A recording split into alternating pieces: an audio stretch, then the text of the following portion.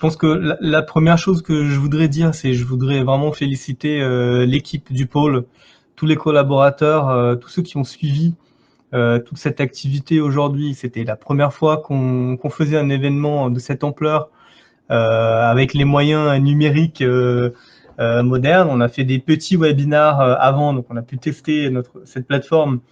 Mais toute une journée avec plusieurs flux, c'est la première fois qu'on le fait. Et on a eu vraiment, je pense, pour l'instant, des bons retours et ça s'est super bien passé. Je pense que le confinement n'y est évidemment pas pour rien, puisque tout le monde a pu du coup s'habituer à l'utilisation des outils numériques. Et donc ça a permis de fluidifier cet événement qui du coup s'est passé partout en France, hein, puisque nos intervenants ils étaient présents partout. Mais vraiment, je voulais féliciter toute l'équipe du pôle, Clément, Déborah, les chargés de filière, évidemment, qui ont animé à chacune de leurs filières parce qu'ils ont fait vraiment un super boulot. Donc aujourd'hui, maintenant, on fait la filière économie sociale et solidaire et finances durables, qui est une filière vraiment importante au sein du pôle. C'est une filière qui a été amenée à évoluer récemment, puisqu'avant on était plutôt économie sociale et solidaire, donc dans un périmètre qui était peut-être un peu plus restreint, et une filière qui va plutôt concerner les projets locaux, avec un certain nombre de critères qui étaient définis légalement pour pouvoir faire partie en fait de la filière économie sociale et solidaire. Et on a bien identifié finalement cette montée en puissance de la finance durable qui se concrétise évidemment avec les récents résultats des élections, puisqu'on voit bien que le besoin, il est social, il est sociétal. Donc il y a toute la population hein, qui souhaite des actions durables avec un impact environnemental plus faible et mieux maîtrisé, mais aussi avec des solutions qui sont plus humaines et qui permettent finalement d'accompagner au mieux toutes les personnes et dans toutes les classes sociales. Donc le fait d'inclure la thématique de la finance durable euh, au sein du pôle, c'est un marqueur important pour nous. Et notre objectif avec cette filière, c'est de contribuer à la prise de conscience finalement de ces sujets et surtout de démontrer de manière concrète qu'il existe des solutions innovantes, souvent technologiques, mais pas que, qui permettent d'apporter des réponses concrètes et des réponses réelles et déjà appliquées aujourd'hui à ces problématiques. Donc, dans le cadre de cette dynamique, le pôle va lancer au deuxième semestre des groupes de réflexion sur ces thèmes, afin justement d'identifier quelles sont les innovations, quelles sont les thématiques clés aujourd'hui, et quelles sont les thématiques clés de demain également, et comment on peut apporter ces solutions-là. On anime cette filière en partenariat, bien sûr, avec Finance for Tomorrow, qui est la structure cousine de Finance Innovation, on va dire, qui, eux, leur cœur de métier est purement la finance durable. Donc, ils ont un rôle extrêmement important de lobbying et de sensibilisation, en fait, ces sujets. Et donc, nous, on va travailler évidemment en partenariat avec eux, parce que l'objectif n'est pas non plus de réinventer la roue, au contraire, avec l'idée que nous, on va apporter plutôt la dimension innovation avec les fintechs pour compléter cet écosystème qui est évidemment concerné directement par les grands acteurs, les asset managers, les banques, les compagnies d'assurance, etc. Donc, c'est des gros institutionnels. Mais on a envie de montrer avec des exemples concrets qu'il y a des choses, des solutions qui existent aujourd'hui. Donc, l'objectif est de concilier finalement la finance durable avec les solutions qui sont elle, plutôt sociale, qui apporte des réponses à des problématiques de proximité, puisqu'on a une vraie demande de proximité. Je pense que le panel, justement, qui va pouvoir pitcher juste après, il est assez représentatif, vraiment de thématiques très diverses, avec ce fil conducteur qui est la réduction de l'impact environnemental, mais aussi la montée de la solidarité et donc des solutions qui permettent de créer de la solidarité au sein de la société. Et c'est vraiment un sujet stratégique pour nous. Donc, alors, je ne sais pas si nos amis sont déjà présents. Donc, contrairement aux filières précédentes, on a donc une seule startup qui va recevoir officiellement le label Finance Innovation, puisque donc les autres startups ont déjà été labellisées par Finance Innovation dans les années précédentes, et elles vont plutôt donc nous faire un état d'avancement en fait de comment elles ont avancé dans leur projet.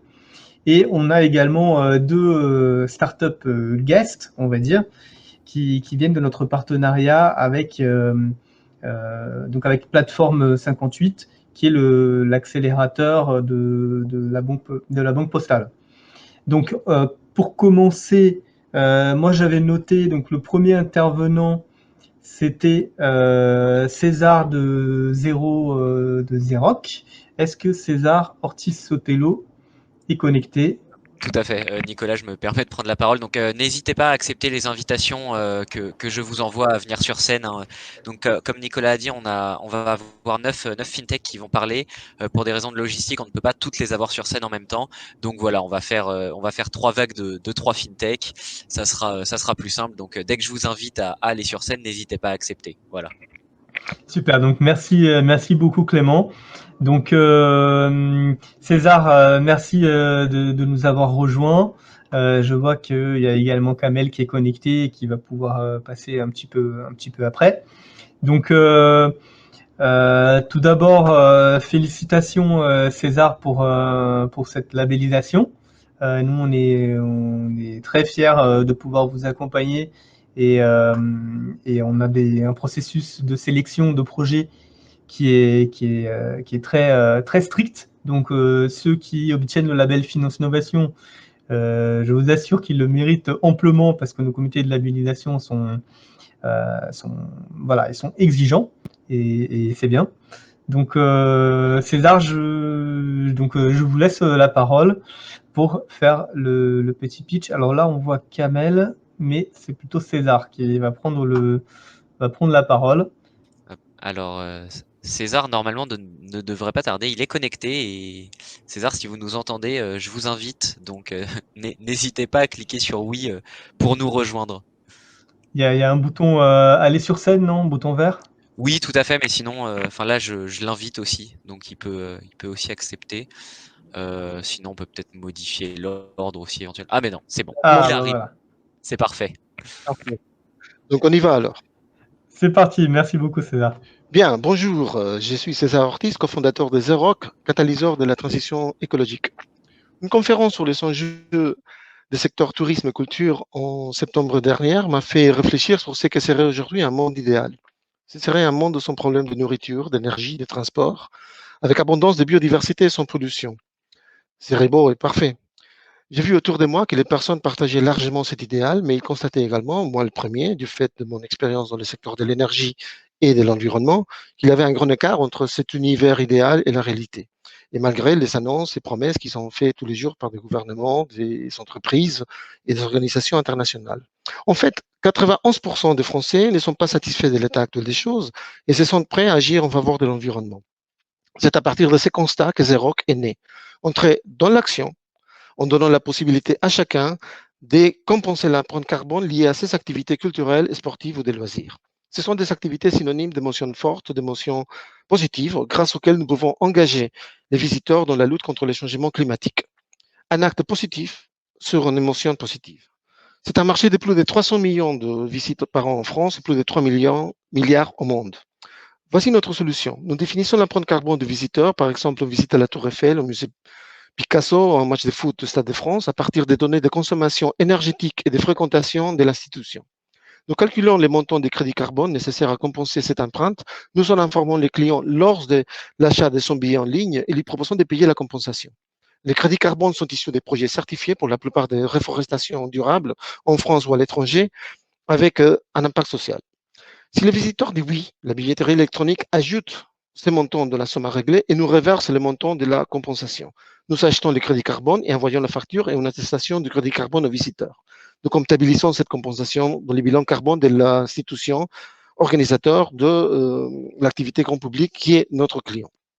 Après une période de fonctionnement de 10 à 12 mois, nous menons à nos frais un audit énergétique complet de notre client pour réduire son empreinte carbone et mieux piloter sa transition écologique. Nous construisons ainsi une relation de confiance avec nos clients qui va bien au-delà de la simple compensation CO2. Nous avons un éventail de solutions spécifiques, y compris l'intelligence artificielle. Xerox est la seule entreprise dédiée entièrement au secteur d'activité grand public. Êtes-vous actif dans ce secteur? Avez-vous envie de définir ou d'accélérer votre transition écologique? Êtes-vous intéressé par une solution collaborative qui engage vos visiteurs? La réponse est oui. Alors, contactez-moi sans engagement et sans tarder au 06 77 66 65 78. Vous ne recevrez jamais une meilleure proposition que la nôtre. Si nous décidons de travailler ensemble, vous vous embarquerez dans votre trajectoire écologique et vous n'aurez rien à nous régler, car notre modèle de compensation ne vous coûte rien. Je vous remercie pour votre attention. Voilà. Super, merci beaucoup. Merci beaucoup César, c'est vraiment passionnant. Je pense que c'est un sujet important et c'est vraiment intéressant d'avoir une solution qui est clé en main et qui est participative et qui permet donc aux établissements recevant du public justement d'entamer cette transformation avec une solution qui est concrète et clé en main. Merci pour la présentation et toutes mes félicitations pour le label. On est ravis que vous ayez rejoint le vivier Finance Innovation. Oui, merci. Je crois qu'il y aura des questions à la fin, n'est-ce pas? Oui, alors effectivement, si on a un petit peu de temps, on va pouvoir faire quelques questions. Et si on a des questions au fur et à mesure, n'hésitez pas à les poser dans le chat et je vais pouvoir vous les relayer. Donc effectivement, Vincent, qui a laissé un petit message sur le chat, il nous parle d'une annonce avec Advestis. Donc n'hésitez pas à rester parce qu'Advestis va nous faire une annonce surprise, en tout cas intéressante, qui va, je pense, intéresser beaucoup d'entre vous. Donc maintenant, pour la suite, on va passer avec Jérôme qui est là. Donc Jérôme, je vous laisse la parole et merci beaucoup de participer. Écoutez, merci. Oui, nous sommes un labellisé de l'année dernière, donc et très content de pouvoir effectuer ce suivi avec vous de l'évolution de notre activité. Donc pour mémoire, en fait, ABCSR, qui va bientôt changer de nom d'ailleurs, donc propose une solution de calcul d'indicateurs de performance RSE et de notation extra-financière. Et ça, nous le faisons à partir des données comptables et financières de nos clients ou des clients de nos partenaires qui sont principalement aujourd'hui les experts comptables et les commissaires aux comptes, puisqu'ils détiennent eux-mêmes ces données comptables et financières. Donc, on m'a demandé de faire un rapide tour d'horizon de notre actualité. Je dirais qu'aujourd'hui, dans la période post-Covid et encore plus, je dirais, actuelle et forte pour tous les sujets dits RSE, on vient bien sûr d'en parler. Et, nous sommes très contents de partager l'information comme quoi nous avons été intégrés dans un accélérateur lancé par les experts comptables. C'est le premier accélérateur que lancent les experts comptables français. Donc, il s'appelle Inest et réunit 4 startups pour le moment. Voilà, donc avec un système de formation, d'accompagnement. Donc, on va entendre un peu plus parler de nous sur les réseaux sociaux et autres. Mais on a également rejoint le label Comptalab qui réunit 5 startups très innovantes et qui ont déjà fait un certain nombre de levées de fonds. sur cet écosystème de l'expertise comptable et des métiers du chiffre. Et on a rejoint ce label, on est très heureux de l'avoir rejoint pour se serrer les coudes entre nous, comme on le fait parfois d'ailleurs avec d'autres structures également qui ont eu le label Finance Innovation. D'ailleurs, l'IBO, qui fait partie de ce label comptable, est également, comme nous, une société qui a été labellisée l'année dernière. Et donc voilà, on va se serrer les coudes entre nous et on va organiser des démarches communes en one-to-many à travers toute la France, voire demain à travers l'Europe, pour faire passer nos messages. Donc ça, c'est très, très important pour nous également.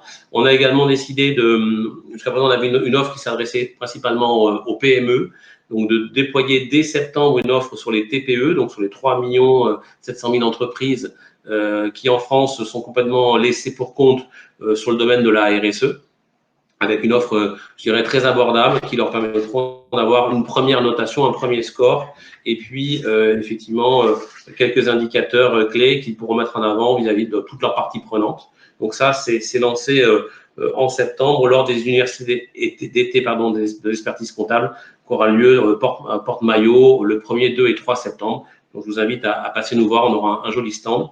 Voilà, donc les choses bougent. Néanmoins, voilà, les entreprises, comme pour tous, regardent quels sont leurs niveaux de dépenses. Donc, on espère que ce sujet central de transformation et de compétitivité qui est la RSE sera pas sabordé sur l'autel de la crise que nous risquons de traverser dans les mois qui viennent. Et je tiens à préciser également qu'à titre personnel, je prends la présidence de la société depuis aujourd'hui. Donc, je suis d'autant plus content de le partager une fois plus avec vous. Voilà. Et je répondrai à toutes les questions, bien évidemment. Merci beaucoup, Jérôme, et félicitations déjà pour cette nomination. Et félicitations également pour tous vos réussites avec l'incubateur. On voit bien que c'est une solution qui fonctionne et qui se développe. Peut-être une question rapide. Quel est votre élément, on va dire, différenciant par rapport à ce qui existe sur le marché? Est-ce qu'il y a des concurrents et qu'est-ce que vous apportez de plus finalement? Alors, il y a des concurrents effectivement qui proposent des indicateurs, mais surtout beaucoup de concurrents qui proposent une notation extra-financière. Par contre, tous les autres structures ou méthodologies reposent sur des questionnaires, sur des formulaires que les entreprises doivent remplir. Et lorsqu'on s'adresse à des TPE et des PME, il y a un phénomène de rejet très très fort et c'est un frein énorme au fait qu'elles aillent dans ce chemin.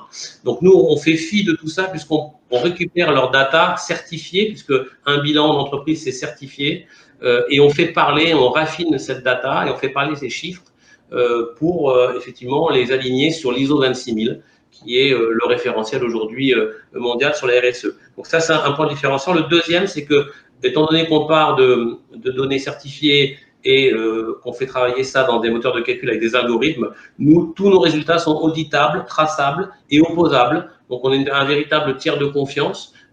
Et donc, si demain, un donneur d'ordre cherche à savoir pourquoi telle et telle entreprise parmi ses fournisseurs a eu telle note, on peut totalement expliquer comment on a calculé. Et ça, c'est un élément très, très fort et très apprécié aujourd'hui sur le marché. Super, merci beaucoup Jérôme et bravo pour votre solution. Merci à vous, merci. Donc maintenant, on va passer à Christophe Geisler de Advestis. Avec peut-être une annonce un peu spéciale. Alors, on a pas mal de bruit de fond, je crois, Christophe. Allez-y, vous pouvez activer le micro et on va voir si on vous entend bien parler. Vous m'entendez bien? Oui. Vous m'entendez? Oui, ça va. On a un peu de bruit de fond, mais ça va. Au calme, donc j'ai pas trop de bruit autour. Je suis seul dans la pièce, donc j'espère que ça va. Non, c'est très bien, on vous entend bien. Ok.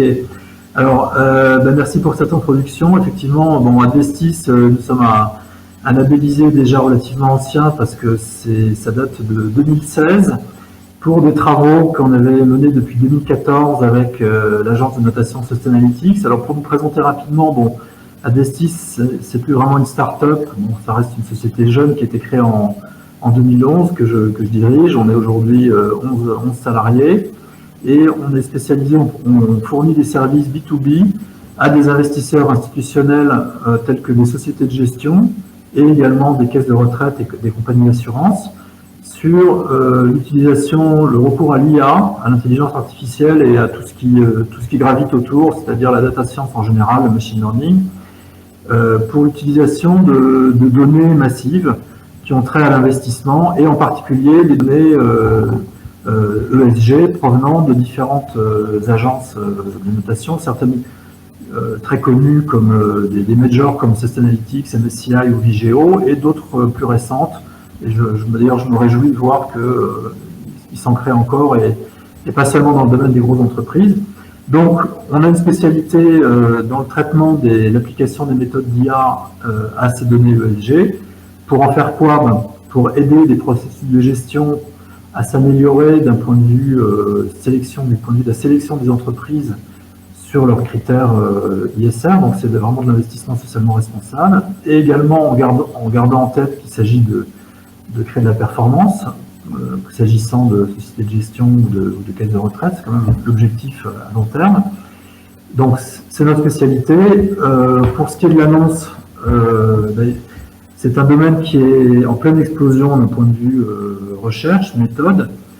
D'une part, en raison de la diversité des données, et d'autre part, de la diversité des méthodes algorithmiques qui existent aujourd'hui. Donc, nous avons décidé, avec Finance Innovation, de lancer un appel à contribution, un appel à papier, qui va être lancé en septembre, qui aura un horizon qui sera vraisemblablement la fin de l'automne. Donc, un appel à des contributions, à des papiers de recherche sur le sujet de l'IA et de la data science appliquée aux données extra-financières. Voilà, et donc on a décidé de doter cet appel de prix financiers pour récompenser les meilleurs articles qui seront publiés dans des revues partenaires de Finance Innovation, principalement des revues françaises, mais pas seulement. Enfin, on peut accueillir également des articles écrits en anglais. Donc voilà, pour les précisions, ça va être annoncé dans les semaines qui viennent.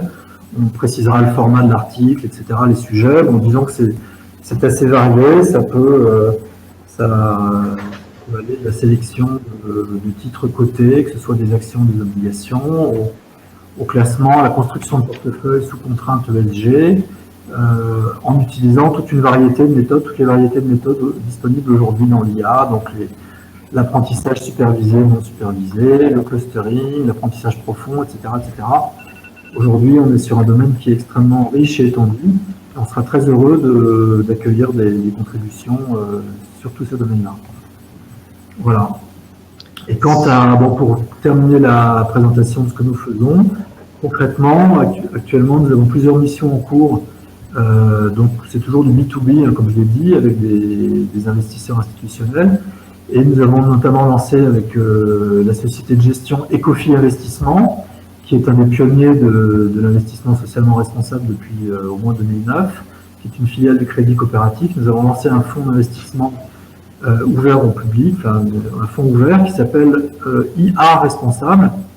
Donc, l'explication est dans le titre. IA, c'est pour l'IA, et responsable, ça fait référence à deux choses. D'abord, le processus d'investissement s'appuie essentiellement, sinon totalement, sur des données extra-financières provenant d'agences de notation. Donc on met en premier lieu, on met en avant dans la construction de portefeuille la qualité ESG des émetteurs.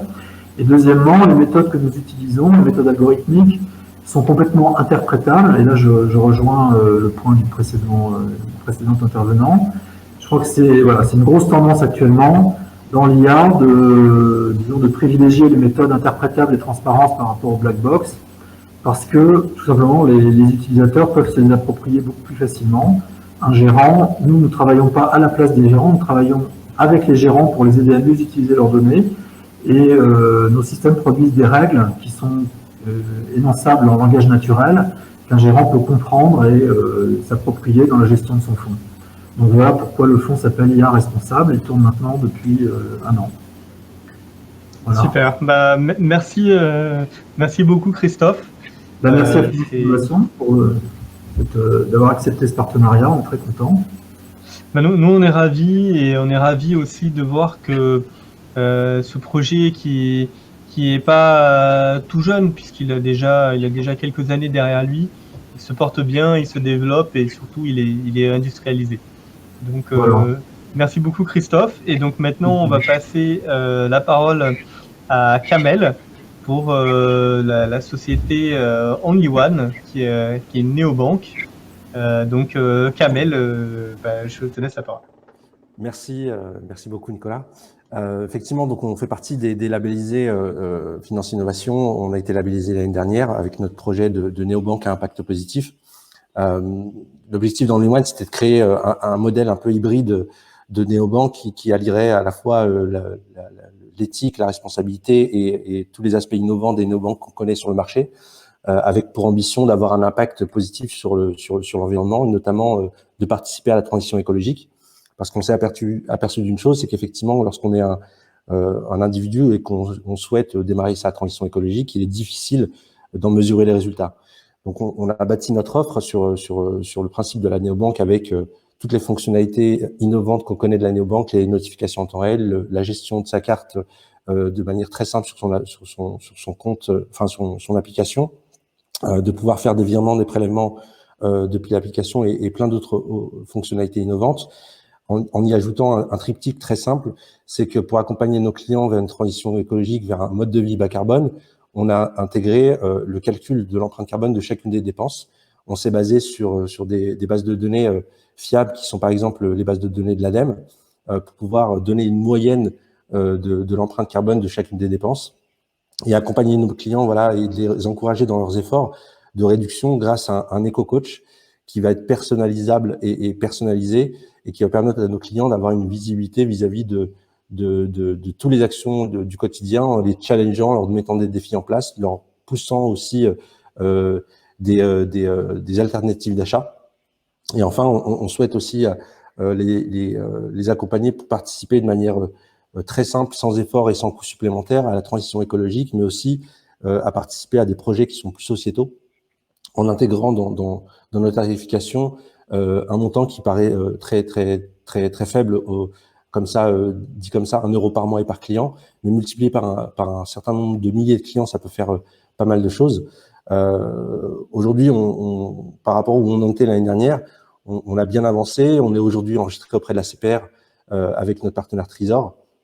On a signé un partenariat avec, et on est la première start-up du genre à le faire, avec les Nations Unies, notamment le fonds Unique Life, qui est un fonds qui vise à lutter contre la malnutrition chronique, qui est une maladie qui est très peu connue, mais qui malheureusement aujourd'hui fait 3000 décès par an et qui est directement liée au réchauffement climatique. Parce que au-delà de travailler sur la transition écologique, notre objectif, c'est de se dire comment on peut accompagner les populations qui sont plus démunies vis-à-vis du réchauffement climatique et qui n'ont pas les mêmes moyens. Donc, on a trouvé ce projet formidable et c'est pour ça qu'on s'est associé aux Nations Unies pour pouvoir accompagner Unique Life.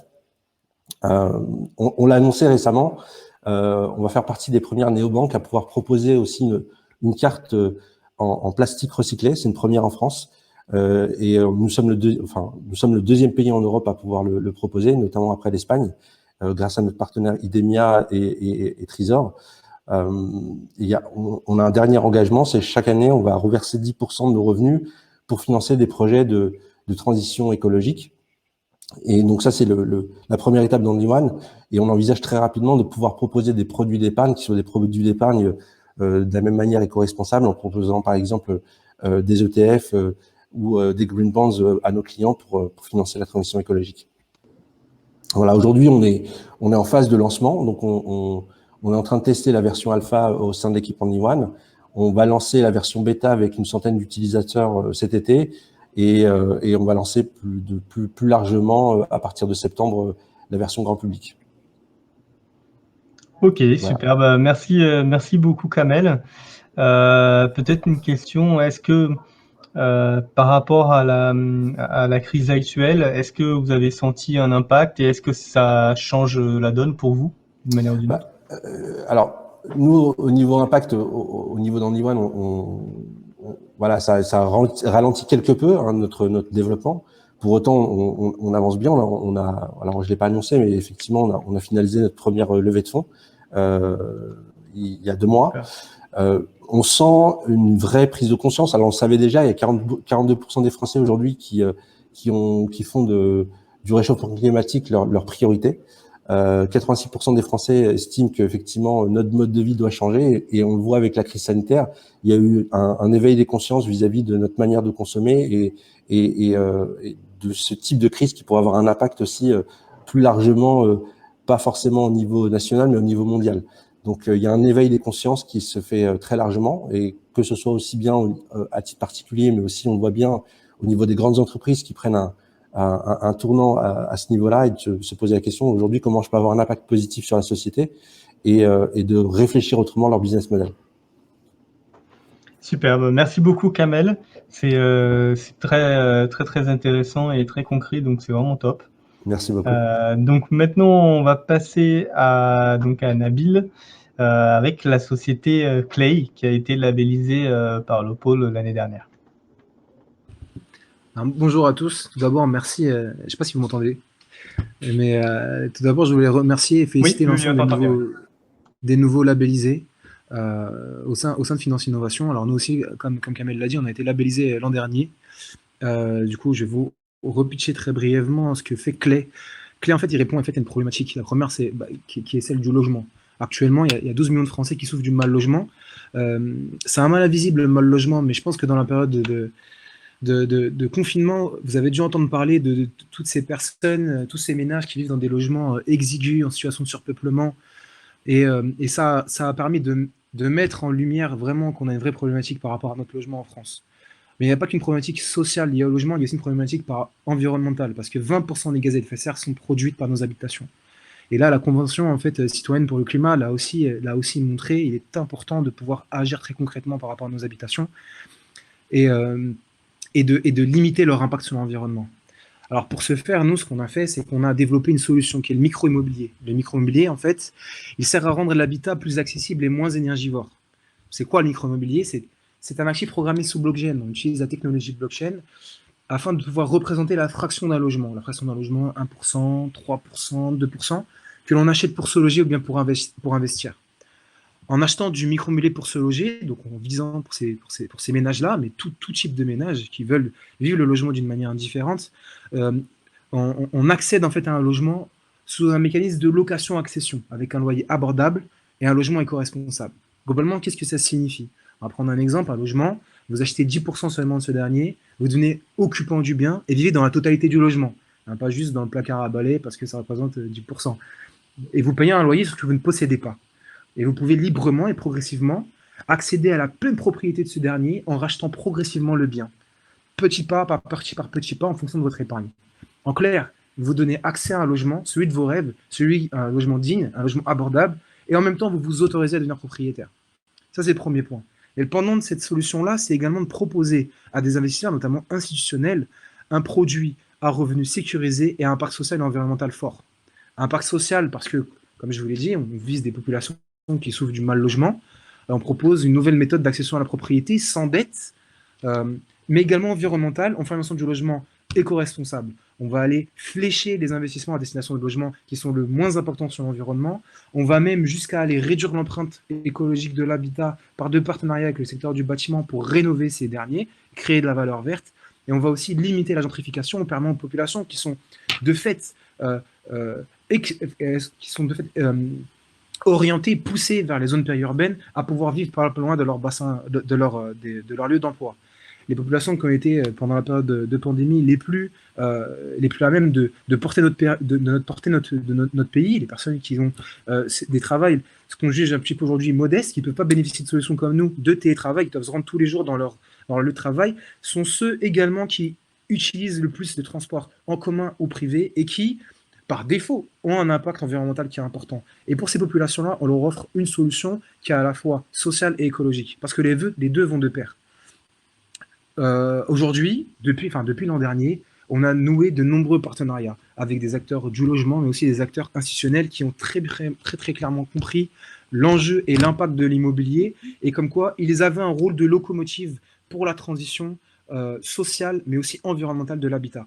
Parce que c'est ça notre ambition, c'est agir pour une transition sociale et écologique de l'habitat, le transformer en se focalisant sur de la valeur partagée et en mettant en avant la valeur d'usage des logements plutôt que leur valeur spéculative.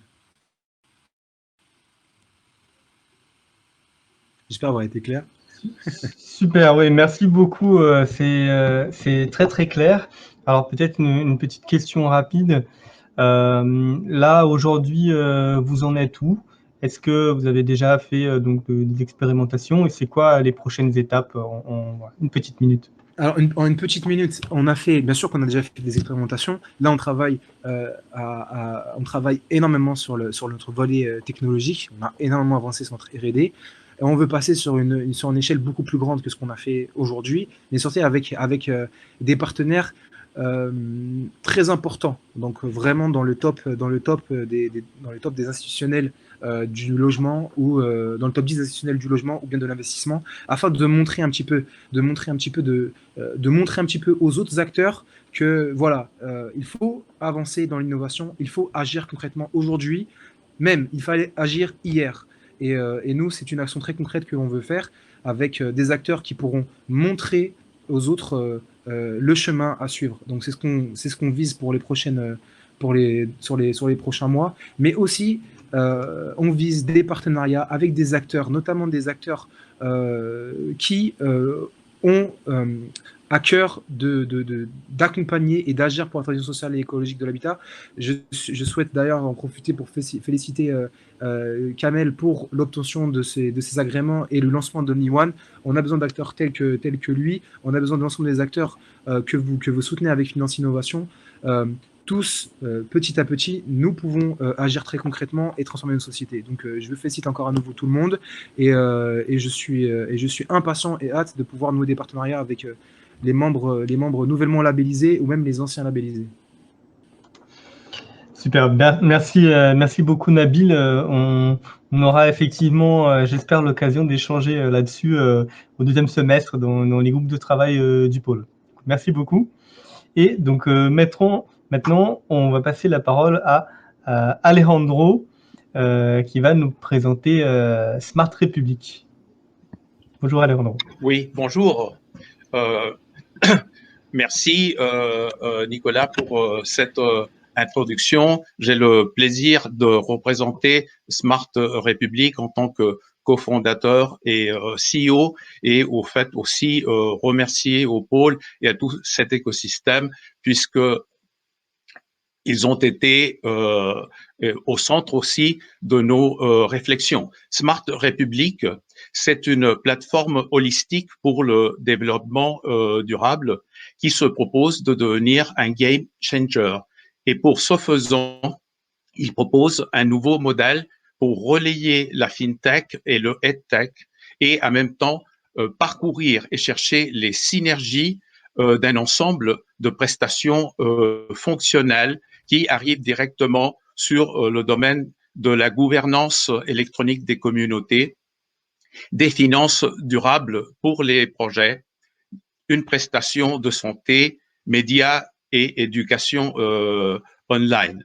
Alors, du point de vue de notre évolution, nous sommes partis il y a 2 ans à partir d'un constat du développement durable et des COP.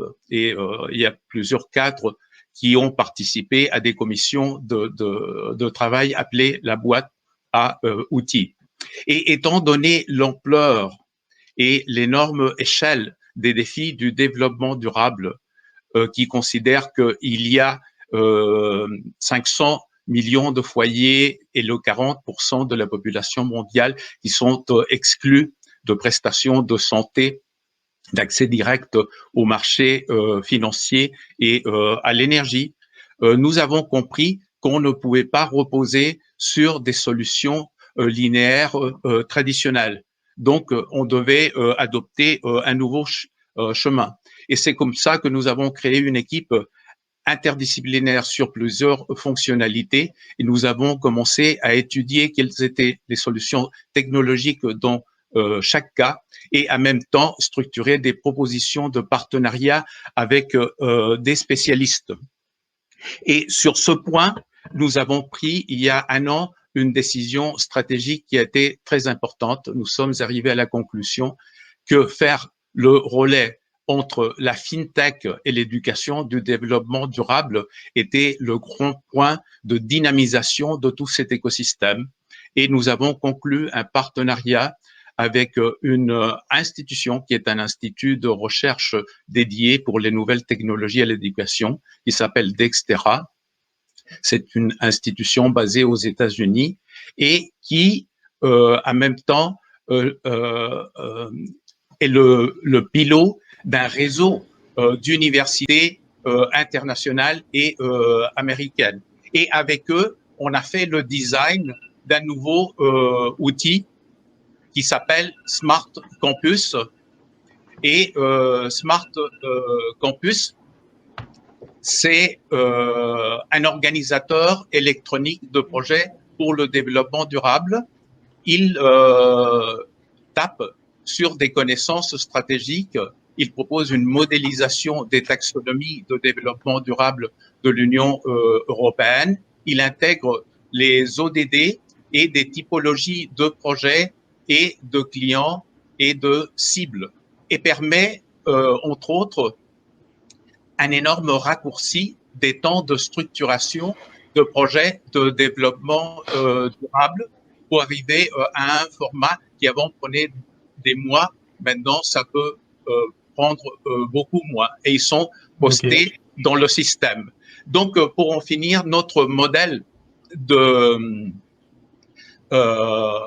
business repose sur des alliances B2B et des partenariats pour un système d'abonnement et avec tout cet écosystème, constituer une communauté globale de porteurs de projets de développement durable.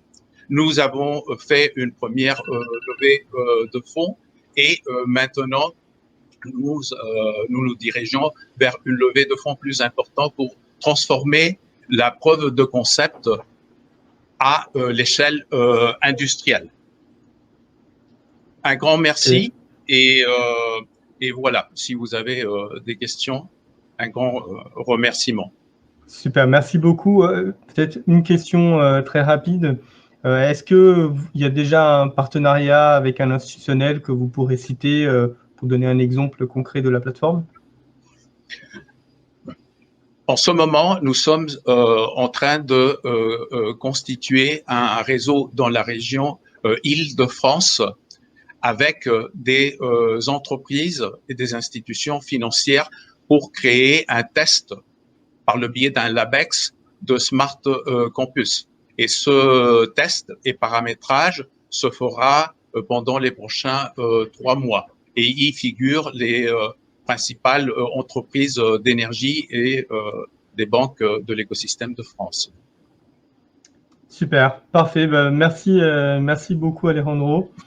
Donc c'est un super projet extrêmement collaboratif et on est vraiment dans un état d'esprit d'écosystème. Donc bravo. Et donc maintenant, on va passer la parole à Simon, qui travaille avec la société Hello Carbo et qui fait partie de nos invités de notre partenariat avec Plateforme 58. Donc Simon, je vous laisse vous présenter ce que vous faites. Merci beaucoup. Est-ce que vous m'entendez bien tous? Oui, tout à fait. Top. Merci déjà à Finance Innovation de nous avoir invités. Et effectivement, on est incubé, nous, chez Plateforme 58, l'incubateur de la Banque Postale. Donc, pour présenter notre projet, je ne sais pas si individuellement, vous connaissez tous votre empreinte carbone. Je ne sais pas si vous avez déjà posé la question de combien de tonnes vous dépensez ou de combien de kilos. C'est quelque chose, et en fait, on en entend parler tout le temps, en permanence, mais on ne sait pas forcément individuellement quelle est notre empreinte carbone. Et en fait, on s'aperçoit, moi, il y a un truc qui me marque énormément, c'est que depuis 20 ans, l'empreinte carbone des Français, elle n'a pas changé, alors que ça fait 30-40 ans qu'on parle d'environnement.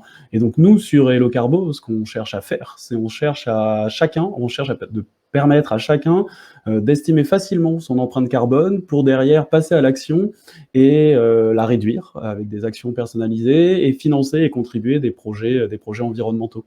On est un site web, www.hellocarbo.com, où les gens peuvent gratuitement venir sur notre site et ça se passe toujours de la même manière. En fait, la première partie, c'est une prise de conscience de son empreinte carbone via un questionnaire.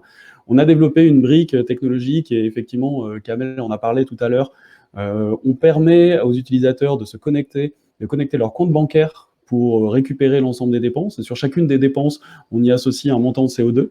On a développé ça avec la technologie Bridge de Bankin, je pense que vous connaissez tous.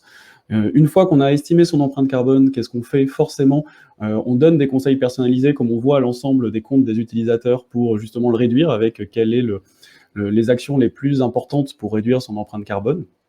Et la troisième brique, qui est aussi importante, c'est qu'on permet aux gens de contribuer à financer des projets environnementaux avec un partenaire qui s'appelle Pure Projet, que vous connaissez peut-être aussi, qui est piloté par Tristan Lecomte. Nous, chez Hello Carbo, on a deux convictions. La première, c'est que demain, je suis persuadé que l'empreinte carbone, elle sera partout dans nos vies. C'est une partie de l'empreinte environnementale, mais comme les calories dans les années 2000, il va y avoir tous nos choix de décision d'achat de biens et services va passer et va prendre en compte l'empreinte carbone. Et la deuxième conviction qu'on a chez Hello Carbo, et ça c'est assez intéressant, c'est je pense que le passage à l'action, donc la réduction de notre empreinte carbone, se fera par des biais psychologiques. C'est fini le fait de dire dans 50 ans on va tous mourir, mais en fait c'est aujourd'hui. Et comment aujourd'hui on passe à l'action? On passe à l'action par des biais psychologiques, avec un ton positif, avec des comparaisons sociales et avec justement une motivation de justement court terme sur tout ça. Donc pour finir, hellocarbo.com, c'est notre solution, on va dire B2C, qui est notre première, qui est la partie émergée de l'iceberg. Et de l'autre côté, on développe deux solutions pour les entreprises. On met à disposition notre algorithme pour les banques principalement, pour qu'elles puissent effectivement proposer à leurs utilisateurs, donc là c'est une solution marque blanche, pour qu'elles puissent proposer à leurs utilisateurs d'estimer l'empreinte carbone de leurs dépenses. Et la deuxième solution sur laquelle on travaille en ce moment, c'est de proposer une solution comme Hello Carbo pour les toutes petites entreprises, entre petites et moyennes, plutôt entre 10 et 200 personnes, pour qu'elles puissent aussi évaluer leur empreinte carbone facilement. Et où on en est, on est récent, puisqu'on a 1 an d'existence, on est 5 personnes maintenant, et on est accompagné donc par l'incubateur de la Banque Postale P58 et par l'incubateur de l'ESSEC, qui s'appelle Entropia, qui est l'incubateur qui accompagne les startups dans l'économie sociale et solidaire. Et aujourd'hui, on a 10 000 personnes sur Hello Carbo, et on est en POC sur nos deux solutions B2B. Merci à tous. Hop, voilà, super. Merci beaucoup, Simon. Vraiment une solution intéressante et qui montre finalement la transversalité de ces sujets. Et je trouve particulièrement intéressant le modèle, on va dire hybride B2C, parce qu'il permet de la sensibilisation au grand public, mais B2B aussi, parce que le rôle des entreprises doit être quand même important, et elles doivent avoir une prise de conscience. Donc je trouve très intéressant aussi une certaine proximité avec Xerox, qui est passé en premier. Tout à fait, complètement. Et on a aussi, nous, on touche que 10 000 utilisateurs, c'est bien, mais c'est aussi un peu nul en 6 mois. L'idée, c'est qu'on fait des partenariats justement avec des acteurs bancaires. On est capable instantanément de toucher 5-10 millions de personnes. Et moi, j'imagine bien demain, quand on va recevoir tous notre petit relevé de compte à la fin du mois, et on aura combien on a dépensé, combien on a gagné, mais on aura aussi combien on a dépensé en carbone et quelles pourraient être les actions pour le réduire. Je suis persuadé que demain, ça sera la norme. Excellent. Merci beaucoup, Simon. Et donc maintenant, on va passer à Benasser avec Paytrip et donc des solutions de paiement. Donc Benasser, je vous laisse la parole. Merci Nicolas. Est-ce que vous m'entendez? Oui, on vous entend bien. Oui, merci Nicolas. Merci pour l'invitation. Donc je suis Benasser Kasbi, le fondateur de Paytrip. Paytrip est une société qui a été fondée en décembre 2017 et nous avons lancé la commercialisation de notre produit à partir de mars 2019. Aujourd'hui, nous avons la satisfaction de constater que notre solution est utilisée dans plus de 74 pays dans le monde.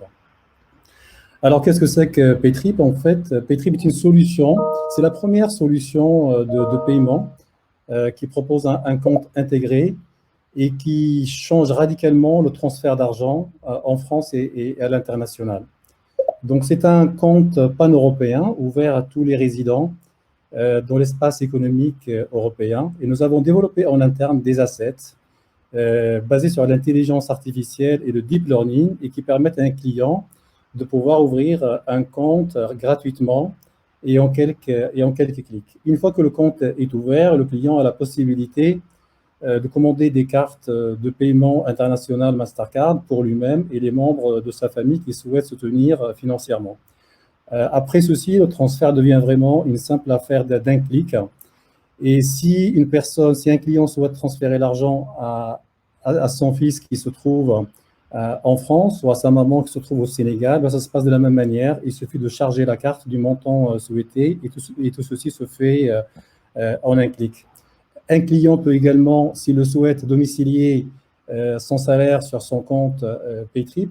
Et surtout, les bénéficiaires du client, avec leur carte de paiement Paytrip, peuvent retirer de l'argent et payer avec la carte partout dans le monde. Donc, plus en fait qu'un simple moyen de transfert d'argent, c'est également mettre à la disposition des bénéficiaires partout dans le monde, et aujourd'hui on l'observe en Afrique, des moyens de paiement de classe internationale, ce qui leur permet d'aller sur le e-commerce et également donc en fait pouvoir acheter des billets d'avion et voyager partout dans le monde.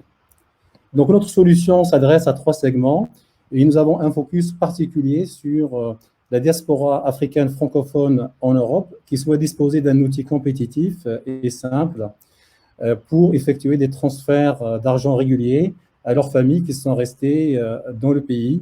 Nous avons mis en place un système de comptabilisation des transactions et de notification en temps réel, ce qui permet vraiment aux clients de gérer en fait leur budget de très près et de plus près plutôt. C'est pourquoi cette solution elle est particulièrement appréciée dans les familles qui ont des enfants notamment, qui font des études et qui partent à l'étranger et permettent de proposer une solution aussi avec le compte et les moyens de paiement, une solution efficace en fait pour les personnes qui sont exclues du système bancaire actuel.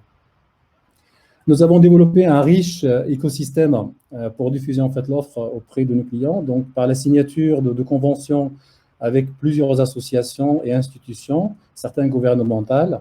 Nous avons par exemple signé avec la Chambre régionale de surendettement social ou avec l'association Afrique Avenir, qui est l'association d'intégration et d'insertion des Africains en Europe, et également avec la mission gouvernementale pour les étudiants tunisiens en Europe. Et nous faisons également beaucoup de permanences en fait, dans les consulats en France et en Belgique, des pays africains francophones. Alors aujourd'hui, en fait, nous avons plus de 25 000 inscrits. Nous avons contribué à transférer plus de 13 millions d'euros en fait, vers les pays du Sud. Donc la solution a été déployée à l'origine en fait, sur la région parisienne et sur la région de Bruxelles. Et nous avons constaté que par le bouche à oreille, la solution a été diffusée partout dans toutes les régions françaises et partout également en Belgique et dans certains autres pays européens. Donc, nous sommes en fait en pré-série A aujourd'hui. Donc, nous cherchons vraiment à faire notre levée majeure pour 2021, l'été 2021, pour pouvoir développer en fait la solution et atteindre l'ambition qu'on s'est fixée, qui est de 800 000 clients à l'horizon de 2025. Voilà. Super, merci beaucoup Benacer, super solution qui effectivement permet de lier le transfert d'argent, qui est quand même un secteur où il y a beaucoup de solutions, avec le côté vraiment gestion et paiement courant. Est-ce qu'il y a d'autres acteurs qui sont positionnés comme vous? Oui, nous avons en fait pas mal d'adhérences en fait, avec d'autres sociétés qui font purement en fait, du transfert d'argent en ligne, mais qui sont en fait sur des niches de transfert à la demande. Alors que nous, en fait, on fait la promotion d'une solution pour des transferts réguliers et régler en fait le problème définitivement du transfert d'argent. La solution également, comme vous l'avez compris, elle est complète. Elle permet en fait d'offrir davantage plus en fait qu'un simple transfert d'argent, mais de disposer vraiment d'un compte intégré pour la gestion budgétaire du soutien familial et également du transfert d'argent. Ce que je n'ai pas signalé en fait, c'est que nous avons aussi signé des partenariats avec d'autres startups dans le domaine par exemple des microcrédits pour donner en fait l'accès à nos clients, d'accéder vraiment à des offres beaucoup plus avantageuses que d'avoir de simples découvertes à des taux très très élevés. Et donc en fait, nous avons développé des accords avec des startups dans le domaine du microcrédit, dans le dépôt du cash et également dans le domaine des assurances. Super, merci beaucoup Benasser et bravo pour votre solution qui est très, très intéressante. Donc, on va passer maintenant à Guillaume de Prizzle. Alors, je ne sais pas si c'est vraiment comme ça qu'on prononce. Donc, Si. Bon, voilà. Et donc, qui est également incubé chez Plateforme 58, l'incubateur de la Banque Postale. Donc, Guillaume, à toi et merci de votre participation. Merci beaucoup. Tout d'abord, félicitations à tous les participants. De très belles présentations qui ont été faites et des super projets. Et merci à tout le monde d'être ici. Je m'appelle Guillaume Alabert, j'ai 42 ans et je suis le fondateur de Prizzle et je suis entrepreneur depuis une quinzaine d'années. Ma précédente société, mon partenaire, j'ai la chance qu'elle connaisse un succès fulgurant. Nous l'avons créé en 2009 et l'avons rendu en 2015. Entre les deux, nous avions recruté 200 personnes et faisions 25 millions d'euros de chiffre d'affaires. Cette vente m'a permis d'avoir une liberté de pouvoir donner du sens à mes futures actions entrepreneuriales. Également, j'ai pu passer du temps avec des amis entrepreneurs sociaux et je vais investir à leur côté. Les causes étaient tellement nombreuses, comme certains ont déjà parlé, la planète, l'éducation, le lien social, mais elles avaient tout un problème commun, leur financement. Notamment car les besoins sont grandissants et les aides diminuent, et également parce que nous voyons tous aujourd'hui avec la crise que nous avons vécue et d'autres crises que nous voyons depuis quelques années, il y a de plus en plus de besoins. En parallèle de ça, il y a énormément de donateurs qui aimeraient pouvoir donner plus, mais qui n'ont pas nécessairement les moyens. Et c'est de là que Prizzle trouve son origine. Prizzle, nous l'avons monté avec d'autres amis entrepreneurs qui sont engagés, Marie dans la com, Thierry dans la tech et Vincent dans la finance, qui sont tous associés au projet. Donc, pour vous présenter Prizzle, c'est un service de shopping solidaire qui permet de déclencher des dons gratuitement à l'une des associations partenaires via ses achats. Pour expliquer simplement le fonctionnement, un utilisateur arrive sur le site Prizzle, s'inscrit sur le site et choisit une association dont il veut être en quelque sorte le parrain, qu'il veut supporter et soutenir. Et chaque fois qu'il va faire un achat sur un de nos sites e-commerce partenaires en passant par Prizzle, le marchand va reverser une commission à l'association choisie. Ceci au travers de Prizzle. Aujourd'hui, Prizzle, c'est 3500 sites e-commerce partenaires en Europe, dont des sites comme Cdiscount, Booking, la Banque Postale. Plus de 13 000 utilisateurs qui nous font confiance et qui permettent de financer plus de 500 associations. Mais ce n'est qu'un début. Nous avons des objectifs beaucoup plus importants et nous souhaitons aller plus loin et accélérer notre développement. Pour cela, nous allons lancer de nouveaux services, comme le couponing qui permettra d'offrir des bons de réduction aux acheteurs ou le cashback offline qui permettra de déclencher des dons après des achats en point de vente. Ces services combinés doivent nous permettre d'atteindre 1 million d'utilisateurs d'ici 2021 et de soutenir plus de 10 000 associations, notamment grâce à 10 000 sites e-commerce partenaires. Mais si on s'arrêtait là, ça ne serait pas complet. Nos utilisateurs veulent pouvoir donner du sens quel que soit l'endroit où ils achètent. Pour cela, nous souhaitons lancer la carte bancaire solidaire, véritable pont entre tous nos services. Nous aurons alors tous les atouts pour en faire un véritable succès. Tout d'abord, des associations prescriptrices qui seront de véritables ambassadeurs motivés. Ensuite, une base utilisateur déjà active et motivée par cette carte qui aura du sens. Et enfin, un business model éprouvé, le cashback. Voilà, je vous remercie. Merci beaucoup, Guillaume. C'est vraiment très intéressant et je pense que c'est une belle thématique pour clôturer cette séquence de pitch, puisqu'on voit qu'on balaye des secteurs très diversifiés, hein. On est sur les paiements, sur l'accession à la propriété, sur les plateformes et tout ce qui est notation de fonds ou notation de sociétés, TPE, PME, sur des critères ESG et des critères durables. Donc je pense que c'est vraiment une solution super intéressante et qui a vraiment sa place, je pense, encore plus dans l'écosystème actuel. Donc bravo Merci. à vous. Et donc merci à vous et merci à tous d'être intervenus et d'avoir présenté vos solutions et où vous en êtes aujourd'hui. Clairement, c'est un sujet qui devient de plus en plus prégnant et forcément le pôle s'en empare. C'est aussi une demande qui vient de vous, hein, de notre écosystème, de nos membres, et sur lequel on veut apporter des solutions concrètes. Donc, Merci à tous. Et si vous avez donc des questions, des sujets ou des personnes que vous voulez contacter parce que vous trouvez que leur projet est intéressant, n'hésitez pas à nous solliciter. Le rôle du pôle, c'est aussi d'accélérer le business et accélérer les connexions entre les acteurs. C'est pour ça aussi qu'on met en valeur tous nos participants.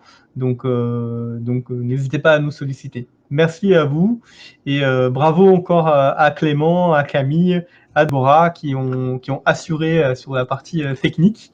Vous avez été top, donc bravo. Merci Nicolas. Pour les participants qui sont encore là, je vous rappelle, ou je vous informe si vous ne le savez pas, que l'intégralité des replays de ce matin et de cet après-midi seront disponibles dès la fin des sessions, donc dès maintenant à ce lien-là. Quand vous reviendrez ici, ça sera un replay directement, et nous on le mettra sur YouTube demain ou vendredi. Voilà, donc n'hésitez pas à le partager autour de vous si vous voulez revoir des tables rondes que vous avez ratées ou des remises de labels. On vous fournira tout ça sur nos réseaux sociaux et dans nos mails. Voilà, merci à tous de nous avoir suivis tout au long de cette journée et une très bonne journée à vous. Au revoir.